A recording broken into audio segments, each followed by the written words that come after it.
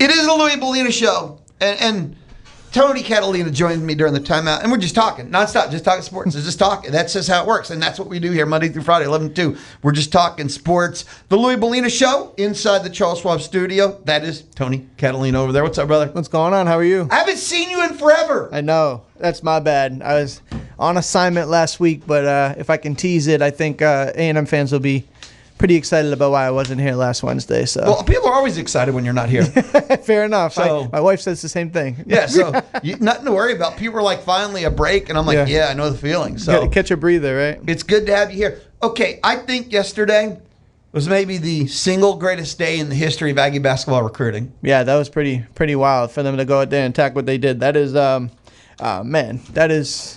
You look at Bucky, the way they attacked it, bring a G League guy in there, kind of solidify a backcourt that is going to be one of the best in the country. Obviously, for them to bring in a guy with that pedigree, they must feel good about his ability to be approved and be able to play. But, I mean, for a time period, you're sitting there like it's that meme with the like poking the stick, like do something. I think they came back in the scene yesterday with a really explosive day that, I mean, with McKenzie back in the fold, this PJ Haggerty, man, this is a team that could really, in the shape of Bucky McMillan, they can go out there and score some points in bunches. This is going to be an exciting group. Well, yeah, I even put it wasn't just getting the Bryce Warren, but M'Baku. Sure. Because until in the movie, I said this earlier. Even in the movies, until you see the body, he's not dead. Even in the movies, until M'Baku reconfirmed his statement that he made earlier during the season is when he said he was going to come back, right? Mm-hmm. Well, until he reconfirmed it, because he could have transferred.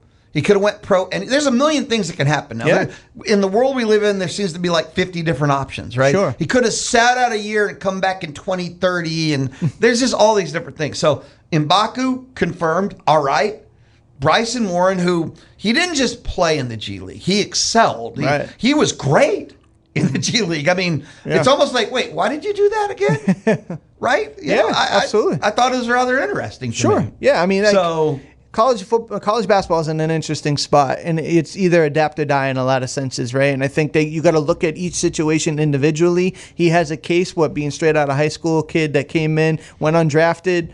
He has a case, and I think that McMillan and them have, Bucky has a sense of how it's going to go, and they wouldn't bring him in and allocate resources if they weren't comfortable with the development, much like Rashawn Agee. I mean, they had to go to court to get Agee on the team last year. That's right. And they battled it out. He had to testify. He had to testify and had to talk about some hard truths and some realities, and ultimately he ended up being the most important player on the team last year. So if A&M's 2 for 2 in those scenarios, I think they're in a good spot. Where do you stand? I mean, simple put, on pros in college. It's a broken system that if you're not taking advantage of, then shame on you. Right now, it's just not. It's not what it's supposed to be, right? This isn't amateur sports anymore. This is professional sports and skirting the system. I do understand the premise of, hey, he went undrafted. He didn't go to college. He's still within that 5-year window. He's only 21 years old. There's some premise there based on the current constructs of why this could make sense. You can make this very clean and easy and say if you declare for the NBA draft, you're done and you're out. But that is the rules. Right. But there's enough wiggle room within the courts to make this happen. We've seen guys with way dicier situations go out there and play basketball. So, no, that's the truth. That's yeah. But it's weird that every one of them has to go to court, even though courts have ruled. Yeah, that's the part for me. And I'm not making this an A&M thing. Sure, it's not. It's just that why does it go to court every time if courts have ruled? That means there's something wrong with the system. 100%. I think every time. The NCAA has got its back against the ropes right now as far as what they can govern, what they can control, and what the regulations look like. They went from a system that controlled every ounce and second of a player, a coach, and a program's season, team, decades, whatever the case may be. Now they're at a place of player empowerment, right? And what's that look like? There has to be some legislation. There has to be something that kind of rails this all in because we're in a really funky spot. I don't, for me personally, I can speak for myself only. I don't mind kids coming out on top in these scenarios. I don't mind kids making money. I don't mind them finding the best situations for themselves and making it work because it's a system that's kind of used them in a lot of senses. I know they get scholarships and they get food and they get room and board, they'll get a degree and all that's great. But the backs, the money, millions, billions of dollars off the backs of these kids and athletes, once it turns tides a little bit, I know people get a little funky about that. I can acknowledge that we're in a weird spot. Things need to be railed in, but I'm also pro player in a lot of instances. we live in a country, America, that is pro being the best you can, right? Mm-hmm. So I'm pro player. Sure. I'm pro owner too. Isn't it the same thing for them? They're always painted as greedy, and they are. But aren't we all greedy? Isn't that kind of really what being the best is about, doing what's best for you, whether it's the owner or the player or the trainer, anyone? Yeah. Well, I always find it weird when people are like defending the billionaire at the detriment of a millionaire. Like, it's just, these guys are going to be all right. Like, these players in a finite amount of time, ex-owner is always going to be okay. You know, it's so I tend to think in the player's perspective, and I come from a place, I tell you all the time, I had a brother who played in the NFL and a brother who played, so maybe I got a little soft spot from being a brother that's in that situation. So, but yes, to your point, I think they're hand in hand in a lot of instances. Yeah, and it's I hate the whole system. If you want to talk about what I do hate, I hate the system. Yeah, 100%. I hate it has to go to court every time it's broken. For sure. Okay? I hate the NCAA. Mm-hmm. I hate the system. I hate the NCAA. And that's the same thing. The system is the NCAA. Right. I mean, anytime you bring it up, I mean, Elko is one of the most well-spoken guys on it, and he's very outspoken about just how he feels about on the football side. Like, things need to change, right? There has to be some changes. Bucky was very against Bediako last year in Alabama because the situation felt unnatural for him to come in, fight, and then, you know, get a stay and a junction and then lose all his eligibility, but we just lost the game to him. Like, this isn't right. If we're going to do something, let's pick it, let's stick with it, and let's keep it going, right? Let's not, you know, dip your toe and say, this is right, that ain't right, this and but that's the world we live in right now. So, like I said earlier, adapt or die. Bucky's going to have to build a roster with the current playing field they're in. Now, maybe 2 years from now, this won't be a possibility. We'll laugh and say, man, this guy that played for the Knicks in Miami is, you know, an afterthought, or maybe we laugh about it. But right now, this is how you play ball. I got a great text message that says, Tuesday was doom and gloom on basketball. Thursday, sunshine and a pot of gold. That's it. Yes. 100%. Because Wednesday happened. They left out the most important day of the week. Because Wednesday happened. It does turn that quick. And you know what? That's the portal. Yes. Programs that historically not become halves. Indiana football won a national championship. The end. Yeah. Period. That's the portal. When that happens, anything can happen, right? Like a historical doormat, one of the most losingest programs in all of football, can go and win a championship. The guy's gonna be the first round pick. He wins the Heisman Trophy award. Like, you can flip in a night. You can flip in a year. Like, it's really that quick. And I think that as a fan, as somebody who loves an institution or a school, that's got to excite you, right? You're an SEC program.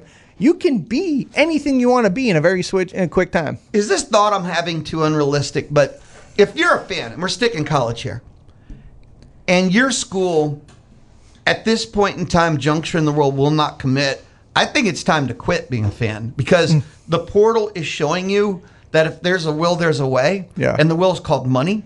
And if your school at this point, all the excuses that you've had that it'll take us 10 years and, you know, and in that time, the price of steel will change. And so we can't commit. And because there's been built-in excuses for schools not to go all in. Sure. That sometimes it's not excuses. There's built-in realities that have stopped schools. We live in a time where Texas Tech has one billionaire and they're buying doorsteps to national championships, right? Sure. So at this point in time, if you're a fan of a school and your school might try and still fail, but you can now see it's called paychecks, right?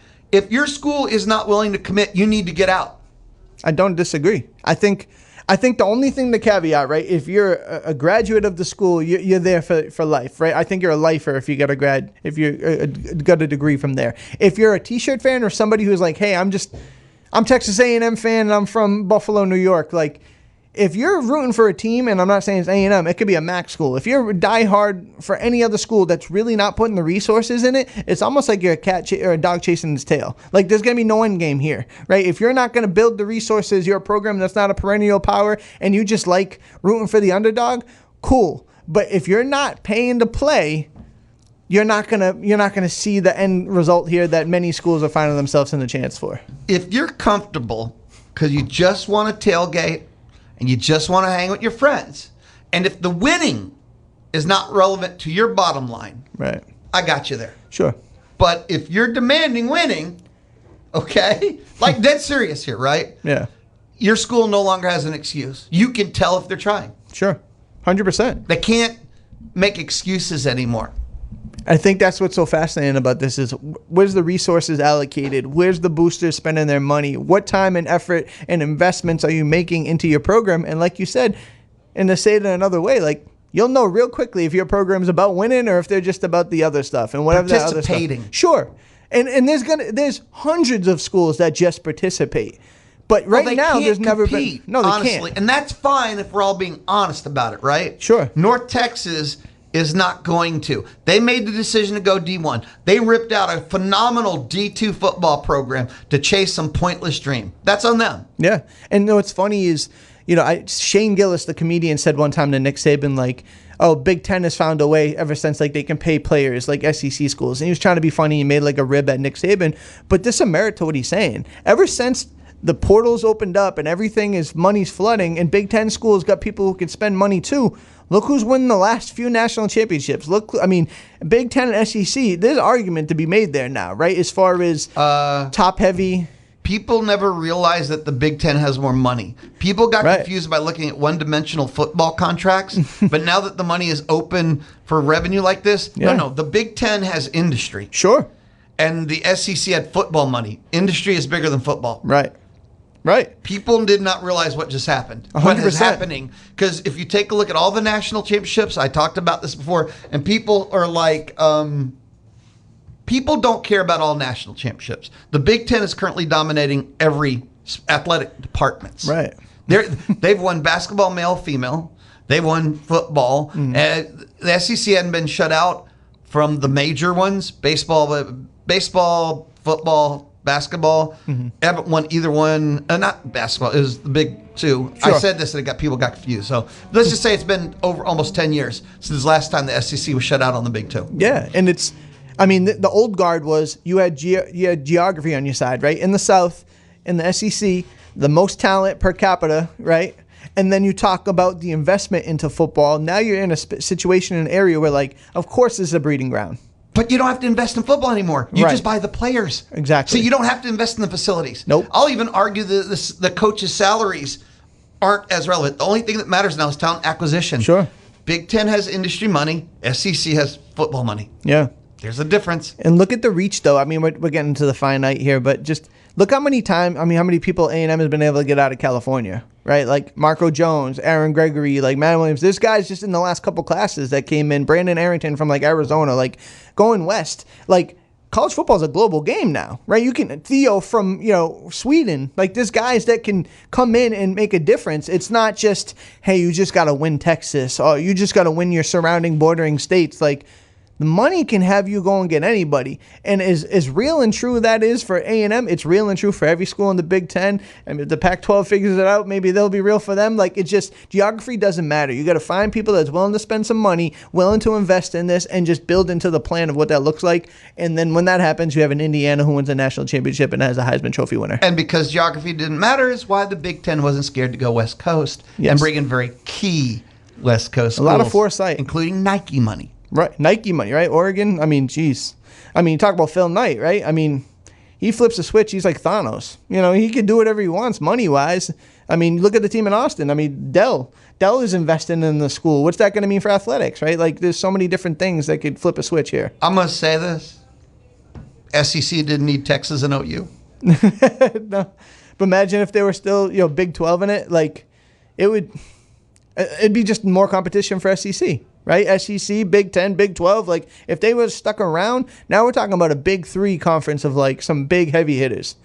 SEC it's still great. I still have much admiration for the SEC, the talent. I mean, look, this weekend in the draft, there'll be a boatload of SEC players, probably lead by a wide margin in any other conference. But the gap is tightening. It's not widening. Well, you can buy championships now. It doesn't matter what the better conference is. Right. You can buy championships. Sure. That's what NIL done. Yep. You can be the best conference. Hey, bravo. Well done. Yeah. But you can buy the championship. Mm-hmm. We'll be right back. Louie Bellina, Tony Catalina, hanging out on a Thursday.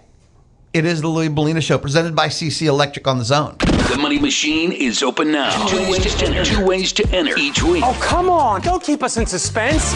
Zone1150.com and the Zone newsletter. Thank you.